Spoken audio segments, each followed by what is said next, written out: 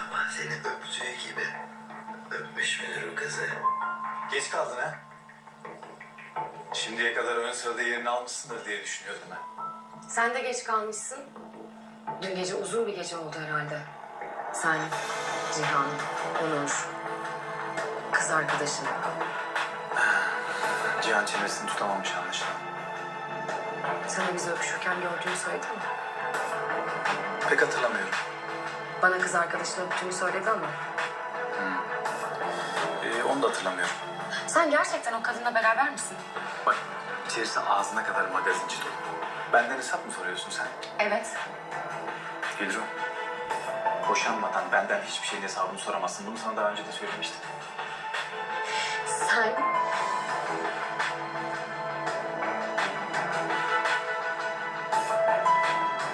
Ne oldu, kocandan mı korktun?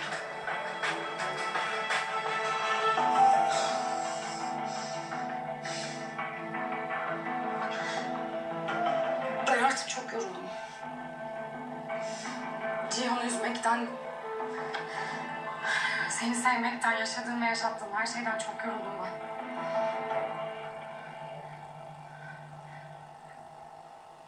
Son defilemde bile bu kadar magazinciyi bir arada görmemiştim. Doğrusu size böyle bir heyecan vermek beni de çok heyecanlandırıyor. Ne yalan söyleyeyim. Ama size karşı biraz mahcubum. Kim bilir siz burada vakit kaybederken kaç kaçamağı, kaç yasak aşkı kaçırdınız? Haliyle sanatçı arkadaşlarımdan ben ayrı bir teşekkür bekliyorum. Çünkü sizi buraya toplayarak onlara biraz nefes aldırdım sayılır, öyle değil mi?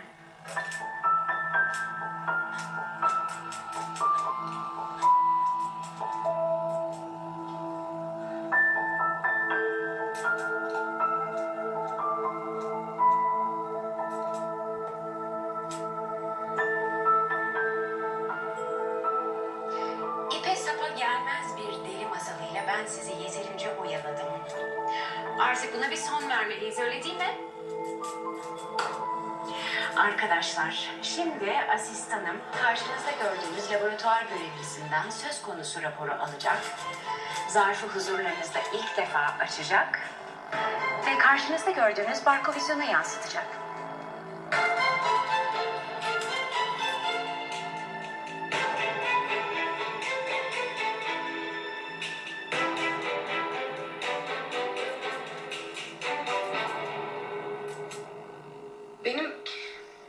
Benim vicdanımla kalbim kavga ediyor. Cihan'ın masumiyetini görüyorum, içim eziliyor. Ben ona bir söz verdim. Sana olan duygularımla savaşacağıma dair söz verdim ona ama yapamıyorum. Ben senden başka hiçbir şey düşünemiyorum.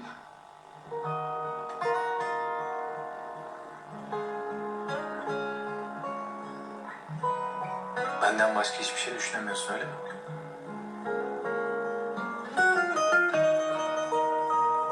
Peki. Ispatla o zaman. Gel. Ne yapıyorsun? Birazdan Gülfem'in basın toplantısı başlayacak. Kocan da orada. Gülfem birazdan herkesin gözünün önünde gerçeği öğrenecek. Ve sen benden başka hiçbir şey düşünemediğini bana ispatlayacaksın. Benden vazgeçemeyeceğini söylüyorsun ya. Tamam. Hadi. Hadi gel ispatla. Gel. Gel.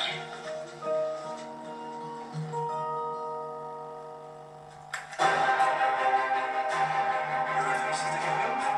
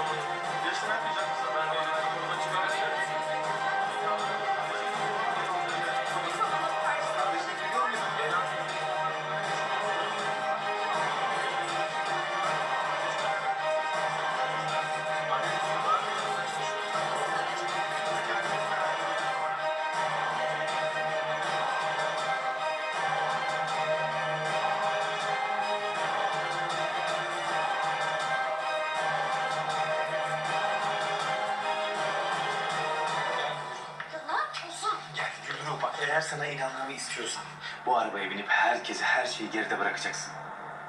Ne? Evet. Doğru söylediğini ispatla. Kaç benimle.